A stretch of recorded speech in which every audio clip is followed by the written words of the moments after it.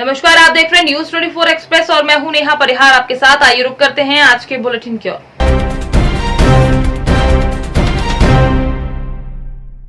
आज मानवता शर्मसार हुई। ये हाल सागर के बीएमसी हॉस्पिटल का है। यहाँ पर एक पुत्र ने अपने पिता के विषय में ड्यूटी नर्स से पूछा कि मेरे पिता कब तक ठीक हो पाएंगे, तो ड्यूटी डॉक्टर ने तुरंत जवाब दिया कि आपके पिताजी 5 से 10 मिनट में खत्म हो जाएंगे, और वही हुआ। बच्चा आवेश में आकर ड्यूटी नर्स के साथ बेरुखी से पेश आता है और वहीं बड़ी घटना सामने आती है। ड्यूटी नर्सिंग स्टाफ के समस्त कर्मचारियों को फोन पर सूचना दी कि मेरे साथ एक लड़के ने मारपीट की, तो पूरा स्टाफ खड़ा हो जाता है और फैमिली को मारता है और स्ट्राइक पर चले जाते हैं। पूरे बीएमसी कर्मचारी थाना संबंधित गोपालगंज का ये मामला है। ये बात आज नहीं, हर रोज की है। ये मामले हर रोज सामने आते हैं। ये तो उजागर हो गया है तो आपके सामने है। ऐसे कई मामले बीएमसी में होते हैं और उजागर नहीं होते। जिस कोरोना काल में डॉक्टर को भगवान का रूप दिया गया था, अब वो कहीं न कहीं तार तार होता नजर आ रहा है। इसका जीता जागता नजारा आज देखने को मिला है। सर, किस विषय को लेकर इतना कहना बवाल मचा हुआ है हमारे? आज मेडिकल कॉलेज के सर्जिकल वार्ड नंबर 22 में एक मरीज की मृत्यु हो गई है। उस कारण से लेके यहाँ पर जो है कुछ मारपीट हो गई है। उससे साथ मारपीट जो है मरीज के डॉक्टर्स और नर्सेस के बीच में कुछ मारपीट हुई है। उस कारण से लेके नर्सिंग स्टाफ और डॉक्टर्स जो है अपना वो विरोध प्रदर्शन कर रहे हैं कि हमें ऐसा नहीं होना चाहिए, हमें क्यों ऐसा से सुरक्षा ठीक से नहीं हो रही है। इस कारण जैसे कि मारपीट हुई उसका संबंधित थाना गोपालगंज में एफआईआर के लिए उसके लिए सुप्रीम साहब ने जो है पुलिस को सूचित की है। पुलिस यहाँ पर आई हुई थी और पुलिस अपनी कार्रवाई कर रही है और पुलिस ने एफआईआर करेंगे अपनी कार्रवाई करेंगे। जैसे नर्स हो गया स्टाफ फिर अभी हड़ताल बैठे थे, क्या चलता रहेगा कि रुकेगा? नहीं, हड़ताल नहीं है। वो थोड़ा विरोध शुरू कर रहे हैं कि ऐसा नहीं होना चाहिए कि हम इलाज भी कर रहे हैं, दिन रात परेशान भी होते हैं और हमें कोई मारे इस तरह से जो है। अब मरीज सीरियस था तो उसके लिए डॉक्टर्स क्या करें, तो कोशिश कर सकता है इलाज करने की, तो पूरी कोशिश करी है। ये मरीज जो है भोपाल पहले से चोट लगी है 5-6 दिन पहले, ऐसी हिस्ट्री है और कहीं ऑपरेशन कराया, भोपाल में भर्ती हुआ है। वहाँ से आने के बाद में यहाँ आया है और यहाँ आने के बाद जो है कल यहाँ पर भर्ती हुआ है। डॉक्टर ने देख के भर्ती किया है मुझे और भर्ती होने के बाद इसका नाम क्या था? मरीज का नाम कुछ नाम बताओ। राजेश कुमार। सर का नाम किस बात को लेके मतलब बीच में झड़प हुई? झड़प इस बात को लेके मरीज क्यों मर गया? अब मरीज तो भैया की हालत खराब है, ऐसा मेरे को बताया गया है। हाँ। मरीज को जो है एक पैरों में कुछ इन्फेक्शन हो गया है, यहाँ पर वो चोट लगी थी नीचे हड्डी के आसपास पैरों में जो है इन्फेक्शन। जिस तरह से इन्फेक्शन बता रहे हैं वो गैस फॉर्मिंग ऑर्गेनिज्म वाला इन्फेक्शन कहलाता है। काफ़ी सीरियस खतरनाक होता है। उसको ठीक करना बहुत मुश्किल काम है। मतलब जो है वो इतना ऐसी बीमारी थी तो उसकी डेथ हो गई। अगर हम लोग उसका पोस्टमार्टम करा रहे हैं, देखते हैं क्या करेगा। सर, जैसे कि कल विधायक जी आए थे यहाँ पर, इतना कहना सब शहर और उनका जन्मदिन था।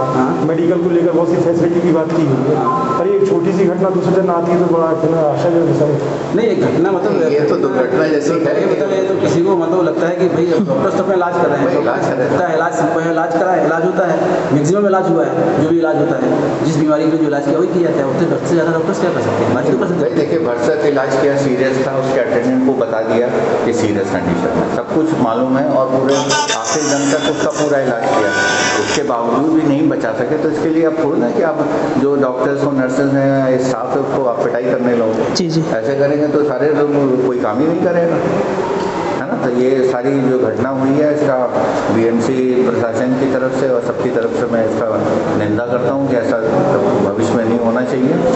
इस पर पूरी कार्रवाई की मांग करते हैं। एफआईआर आगे ऐसी घटना हो तो उसके लिए क्या उसके लिए व्यवस्था है आपकी पास? भाई देखिए, ये तो देखिए सुरक्षा का मामला तो पुलिस से जुड़ा हुआ रहता है कि यदि कोई घटना होती है तो उसके लिए पुलिस वो रहती है। बाकी हमारे सिक्योरिटी गार्ड्स हैं, ये लोग रहते हैं, मगर इनके पास कोई वो नहीं रहता है, बस थोड़ा रोक सकते हैं। बाकी जो है कोशिश ये है कि दोबारा दुर्घटना ना हो। ठीक है। मानवाधिकार जन निगरानी समिति मध्य प्रदेश की प्रथम मीटिंग का आयोजन किया गया।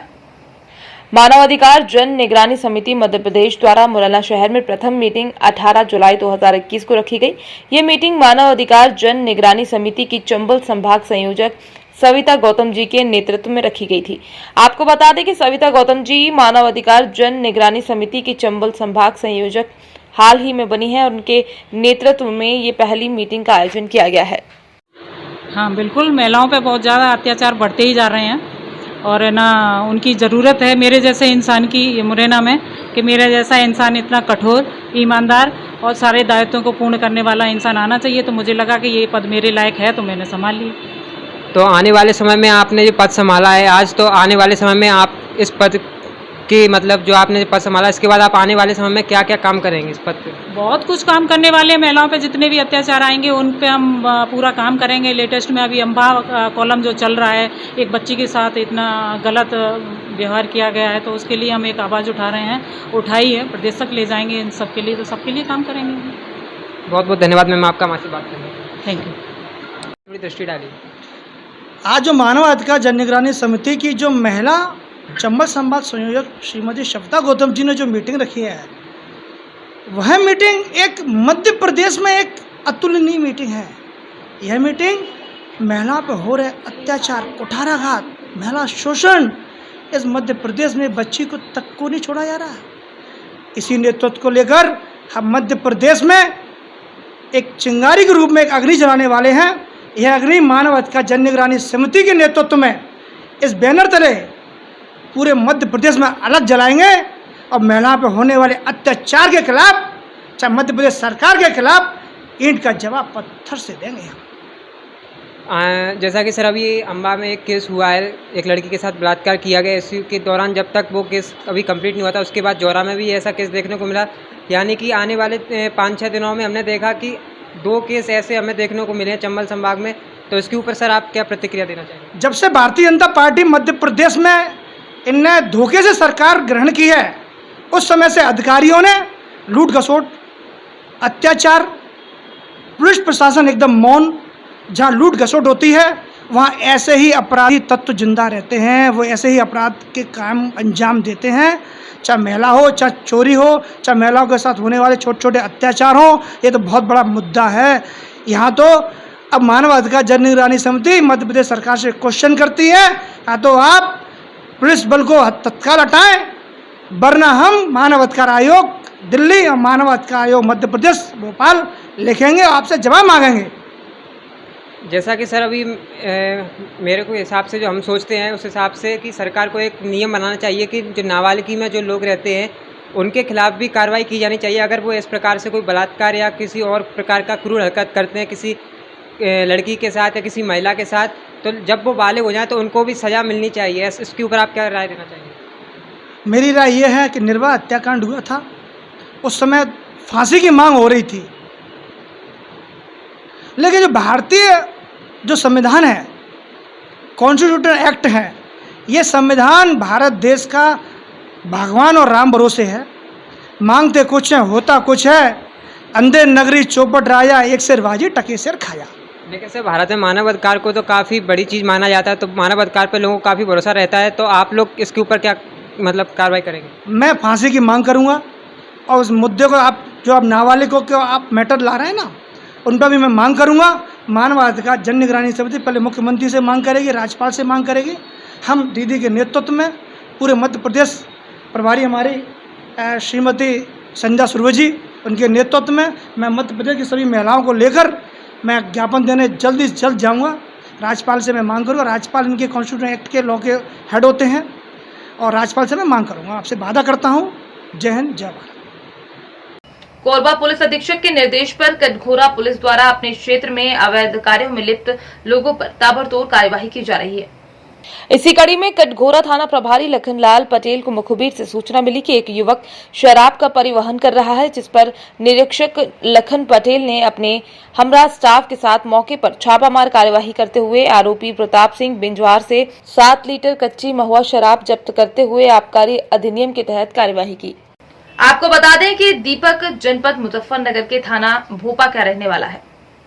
आज से 3 दिन पहले बारला से, जो कि मुजफ्फरनगर रोड थाना छपार में आता है, दीपक जी का ट्रैक्टर ट्रॉली किसी अज्ञात व्यक्ति द्वारा उठा लिया गया था, जो कि आज 17 जुलाई 2021 जनपद सहारनपुर के थाना नानोता थाना अध्यक्ष महोदय नानोता और चौकी प्रभारी धनधेड़ी फाटक चौकी प्रभारी नरेंद्र बड़ाना की सूझबूझ द्वारा कुशल नेतृत्व द्वारा बिना नंबर ट्रैक्टर ट्रॉली सहित आज दिनांक 17 जुलाई 2021 को नहर के रास्ते पर खड़ा मिला। कहाँ से हो भैया? सर मेरा नाम दीपक कुमार है और मैं जिला मुजफ्फरनगर, गांव भोपा, थाना क्षेत्र भी भोपा पड़ता है मेरा। ये 15 तारीख को मतलब परसों मैंने माल भरने के लिए ट्रैक्टर जो अपना भेजा था बरला, छपार पुलिस स्टेशन में पड़ता है बरला, हरिद्वार रोड पे, मेन रोड पर ही ट्रैक्टर ट्राली भरा जाना था, मतलब पॉपुलर का माल लेकर के यमुनानगर जाता है। तो जैसे ही वहाँ पे ड्राइवर ने ट्रैक्टर ट्राली खड़ा करा तो थोड़ा समय था भरने में, तो ये ड्राइवर हमारा वहाँ से खाना खाने के लिए होटल पे चला गया और वहाँ तेज़ बरसात होनी शुरू हो गई। तो जहाँ पे इसने ट्रैक्टर ट्राली खड़ा करा था वहाँ से कोई अज्ञात व्यक्ति था, वो ताक में था मतलब, तो वो लेकर के वहाँ से फरार हो गया। ये परसों 1:45 बजे की लगभग की दोपहर की बात है। फिर इसकी सूचना मैंने तभी छपार बड़ला पुलिस स्टेशन को दी, चौकी को, फिर इसकी जो है तहरीर मैंने छपार पुलिस स्टेशन में दे दी थी। तो कहाँ से बरामद हुआ आपका ट्रैक्टर? ये सर मैं इनका फ़ोन, सर का जो बढ़ाना साहब है हमारे यहाँ के चौकी प्रभारी हैं, जी, इनका फ़ोन, ये नंबर हमारे इस पर लिखा हुआ है गांव का, जंदेड़ी चौकी प्रभारी जी, इनका फ़ोन गया है हमारे गांव भोपा में। ये नंबर हमारे इस पर ट्रैक्टर पर लिखा हुआ है एक। उसका फ़ोन फिर मेरे छोटे भाई के पास गया, उसने मुझे फ़ोन किया, फिर मैंने सर का नंबर लेकर के इनसे बात की और इन्होंने मुझे एकदम कहा कि भैया आप यहाँ आ जाओ, आपका ट्रैक्टर ट्राली यहाँ पर खड़ा हुआ है। इन्होंने बरामद किया है इसको लावारिस में, यहाँ ननौता के पास। कितने दिन बाद बरामद हुआ? ये सर परसों की घटना है, यानी तीसरे दिन बरामद हो चुका। साहिबगंज जिले के उधवा प्रखंड के पूर्वी प्राणपुर स्थित जीतनगर गांव, जलवायु व गणेश मंडल टोला के लगभग 140 घर गंगा में विलीन हो गए। वहीं ग्रामीणों ने बताया कि पिछले 15 से 20 दिनों से गंगा काटा हो रहे हैं, जिसमें किसी प्रकार का कोई शासन व प्रशासन एवं हमारे लोकप्रिय विधायक भी यहाँ तक नहीं पहुंचे एवं किसी प्रकार की मदद नहीं की गई है, जो हम लोग लगातार गंगा कटाव में अपनी जान बचाकर किसी तरह रह रहे हैं। जीतनगर जलवायु हम लोग का ग्रामवासी, यहाँ पर स्कूल है, मिडिल स्कूल है। यहाँ पर हम लोग का जे लद्दी कटाई में मुखिया, मेंबर जो है, विधायक, सबको पास तो खबर गया है, तो कोई हम लोग का चंगड़ा बच्चा लेकर को जो हम लोग भूखा मरते हैं, कहाँ घर ले जाते हैं, घर हम लोग का पड़ता है लद्दी में, सब गिर के चल गया, रात के गिरता है, कहाँ ले जाएंगे, अपना शुद्ध अपना देहो बचा कर को चंगड़ा बच्चा लेकर को हम लोग घर से बाहर हुए। हम लोग कुछ करने नहीं पाए कि हम लोग की बाहर करेंगे, घर से कैसे जाएंगे, कैसे क्या करेंगे। हम लोग 140 घर यहाँ जीतनगर जलवायु का, 140 घर, 140 घर में कितना असुविधा है, कहाँ कहाँ हम लोग कुत्ता सियाल कैसे हम लोग दौड़ दौड़ के भागे हैं। कोई भी तो हम लोग का साहाଯ୍य नहीं किया है। और वोट ने लगे आता है कि वोट दीजिए, वोट देते, हम लोग सब दिन तो वोट देते हैं। और 40 साल से यहाँ पर हम लोग आदिवासी हैं झारखंड का, हम लोग तो कौन सुविधा नहीं पाए कभी भी नहीं। और अभी तो इतना हम लोग विपद में है, तो कोई भी तो नहीं आता है कि कैसे कि हम लोग का चंगड़ा बच्चा एक पिन्हा लेकर के हम लोग घर से बाहर हुई हैं, तो कोई भी तो हम लोग का साहाଯ୍य नहीं करता है, कोई भाई भी नहीं है। ये अभी साहिबगंज जिले के आदरणीय उपायुक्त महोदय से मिलना हुआ और विशेष रूप से मेरे विधानसभा क्षेत्र के उधवा प्रखंड में लगातार गंगा कटाव जारी है और गंगा कटाव को लेकर के एक पूरा का पूरा गांव जीतनगर वो मां गंगा के में विलीन हो गया। इस विषय को लेकर के हमने पिछले दिनों जो विधानसभा का सत्र चल रहा था, उस समय विधानसभा के सत्र में भी हमने सरकार से मांग किया था कि वहाँ गंगा कटाव रोधी कार्य चालू किया जाए, उस गांव को कटने से बचाया जाए। लेकिन जो शासकीय लापरवाही है, प्रशासनिक शिथिलता है, सरकार ने मुझे उत्तर भी दिया कि उसके लिए जो उसका तकनीकी स्वीकृति प्रदान की जा चुकी है, जल्द से जल्द काम प्रारंभ होगा।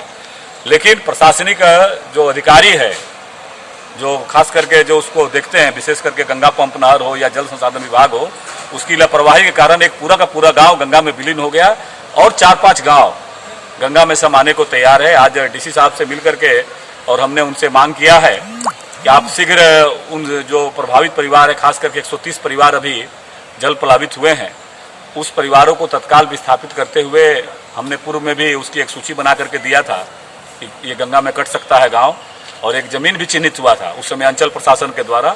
उस स्थान पर बसाने का हमने उनसे आग्रह किया है कि इसको शीघ्र जाँच करा करके और उन परिवारों को अविलंब बसाया जाए। सबसे बड़ा दुर्भाग्यजनक है उस परिवार को अभी तक कोई भी स्थानीय अंचल प्रशासन का अधिकारी उस पीड़ित परिवारों के पास नहीं गया मिलने। मैंने उनसे कहा कि मैं सोमवार को जाऊंगा, उन परिवारों के लोग जहां भी होंगे उन परिवारों से मिल करके उनको बचाने का काम दिशा में प्रयास होगा। थोड़ा जिला प्रशासन पहल करे और आने वाला समय में जब राज्य विधानमंडल का सत्र, मानसून सत्र चालू होगा, इस मानसून सत्र में भी इस मामले को उठाएंगे कि किस प्रकार से शिथिलता बढ़ी है और सरकार कम से कम ऐसे अधिकारियों का जिम्मेवारी तय करे कि जब सरकार ने सदन के अंदर घोषणा किया, सदन के अंदर कहा कि हम इसका जांच कराएंगे, जांच करा करके और उसका अविलंब कार्यादेश देने का काम करेंगे, और उसके बावजूद भी उनकी लापरवाही के कारण आज पूरा गांव गंगा में विलीन हो गया और अभी 4-5 गांव और है जो कि गंगा में समाने को तैयार बैठे। अगर उस पर रोकथाम का प्रयास नहीं हुआ, कटाव रोधी कार्य नहीं हुआ प्रारंभ, तो वो भी गाँव गंगा में विलीन हो जाएंगे। इसको लेकर के हम लोग विधानसभा के अंदर मामले को उठाएंगे। एक दूसरा सवाल के दिशा के जांजगीर चांपा जिले में बन रहे ओवरब्रिज 7 वर्ष बीत जाने के बाद भी अब तक ये पूरा नहीं हो पाया है। कलेक्टर ने खोकसा और चौपा के निर्माणाधीन रेलवे ओवरब्रिज का अधिकारियों के साथ निरीक्षण किया। ओवरब्रिज बनाने वाले कॉन्ट्रैक्टर और अधिकारियों से कहा कि जल्द ही निर्माणाधीन ओवरब्रिज को पूरा करने के निर्देश दिए हैं। 7 वर्षों से बन रहा जांजगीर खोकसा ओवरब्रिज आगामी 1 जनवरी तक पूर्ण करने के आश्वासन दिए हैं। मैं तो आप लोगों को लेकर के जाना चाहूँगा एक बार देखने के लिए।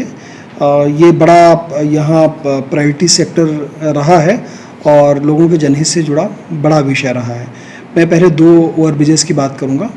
पहला है जो चांपा और जांजगीर के बीच में है, जिसको खोकसा ओवरब्रिज कहते हैं। इसकी रणनीति है कि हम 1 जनवरी तक इसको पूरा कर लें। इसमें मैं स्वयं गया था और उसकी तैयारियाँ, जो एक डेक स्लैब बनना है, डेक स्लैब के 6 स्लैब्स होते हैं, 4 रेडी हैं। एक लॉन्चिंग जो डेक है वो प्रिपेयर हो रहा है। उसके लिए टारगेट हमने इस माह की 31 जुलाई तक का दिया है। मैं उसकी मॉनिटरिंग स्वयं कर रहा हूँ। दूसरा जो चांपा में ओवरब्रिज है, उसका कार्य बड़ी तेज़ी से चल रहा है। आप स्वयं जाके देख सकते हैं। मैं डे टू डे बेसिस पे मॉनिटरिंग कर रहा हूँ और हमारी कोशिश है, क्योंकि उसमें टारिंग भी होना है, बिटुमिन भी होना है, तो उसको 1 नवंबर का टारगेट लेकर के हम चल रहे हैं। उम्मीद है कि 1 दिसंबर तक हर हाल पे हम उसको भी पूरा कर लेंगे। इसके अलावा एक जो मेजर ब्रिज है जो पीथमपुर में बन रहा है, उसमें भी विगत 2 दिवस पूर्व एक लंबी मैराथन मीटिंग हुई है सभी स्टेक होल्डर्स के साथ में, और उम्मीद है कि उसको भी हम 1 जनवरी की स्थिति में पूरा कर लेंगे। तारानगर के ग्राम पंचायत खरतवासिया के गांव गोगटिया बागावतान में हरियाला राजस्थान के तहत पौधारोपण किया गया। विकास अधिकारी संत कुमार मीणा ने बताया कि तारानगर विधायक नरेंद्र बुलानिया का सपना है हरित तारानगर, स्वस्थ तारानगर। इसको लेकर पूरे विधानसभा क्षेत्र में पौधारोपण अभियान जारी है तथा प्रत्येक सरपंच अपनी अपनी पंचायत स्तर पर पौधारोपण कर रहे हैं। इस मौके पर क्षेत्रीय वन अधिकारी जितेंद्र सिंह नरूका, सरपंच ख्याली राम प्रजापत, ग्राम विकास अधिकारी दशरथ यादव, दिनेश प्रजापत एवं चंदन घोटर सहित ग्रामवासी मौजूद रहे। डेम्हा सीधी सोन नदी के किनारे संदिग्ध अवस्था में महिला की लाश मिलने से समूचे इलाके में सनसनी फैल गई। सीधी जिले में सुबह तकरीबन 8 बजे डेम्हा सीधी सोन नदी के किनारे संदिग्ध अवस्था में लाश मिलने से समूचे जिले में सनसनी फैल गई। घटना के संबंध में बताया जा रहा है कि जिले के जमोड़ी थाना अंतर्गत ग्राम कुरवाहा निवासी मनोज जायसवाल पति राम सुमिरन जायसवाल उम्र 35 वर्ष विगत 3 दिन पूर्व अपनी गुमी हुई भैंस की तलाश में घर से निकली थी, किंतु शाम तक वापस न आने से परिजनों ने रात भर इंतजार के बाद सुबह थाना जमोड़ी में गुमशुदगी की रिपोर्ट दर्ज कराई। आज हमको असमान हो गया कि तीसरी घटना हो गई, खजानी करने की घटना होगी, उसका कोई लिहाजा नहीं लिया जाता है। इसलिए हमारा निवेदन है कि श्रीमान सत्ता को, इस शासन को मजबूत करो, नहीं तो पार होगी। घटना में संलिप्त हैं उनके खिलाफ कठोर कार्रवाई की जाए, उनकी गिरफ्तारी की जाए। तो अभी जो संदेही है उनको संदेह के आधार से गिरफ्तार किया गया है और पुलिस के द्वारा इसका अन्वेषण और छानबीन की जाएगी और जो भी दोषी है उनके खिलाफ कठोर कार्रवाई। सर, पीड़ित परिजन ने मुआवजे की भी कुछ मांग की है, सहायता राशि, उस पर क्या? अब इसमें सहायता राशि देखा जाएगा कि जो कानून बने उसके अंतर्गत इनको लाभ मिल सकता है, कि ये लाभ मिल सकता होगा तो निश्चित रूप से इनको लाभ दिया जाएगा। साहिबगंज जिले में बढ़ती पेट्रोल व डीजल की महंगाइयों को लेकर कांग्रेसियों ने केंद्र सरकार के खिलाफ साइकिल रैली निकालकर विरोध प्रदर्शन किया। वहीं रैली को संबोधित कर रहे कांग्रेस के वरिष्ठ नेता सह जिला अध्यक्ष अनुकूल मिश्रा ने मोदी सरकार पर जनता के साथ छल कपट करने के कई गंभीर आरोप लगाते हुए कहा कि जब से केंद्र में बीजेपी की सरकार बनी है तब से देश में उपयोगी वस्तुओं की महंगाई आसमान छू रही है और उसका खामियाजा सिर्फ आम जनताओं को भुगतना पड़ रहा है। इस दौरान जिला अध्यक्ष अनुकूल मिश्रा सहित कई कांग्रेस के नेता व कार्यकर्ता शामिल रहे।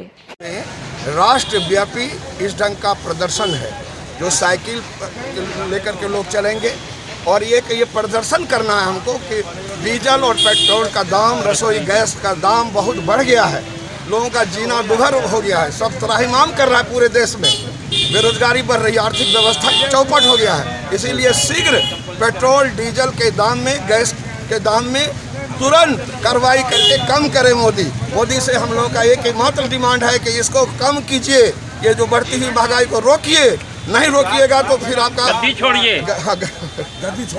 आज के बुलेटिन में फिलहाल इतना ही। बने रहिए न्यूज़ 24 एक्सप्रेस के साथ। नमस्कार।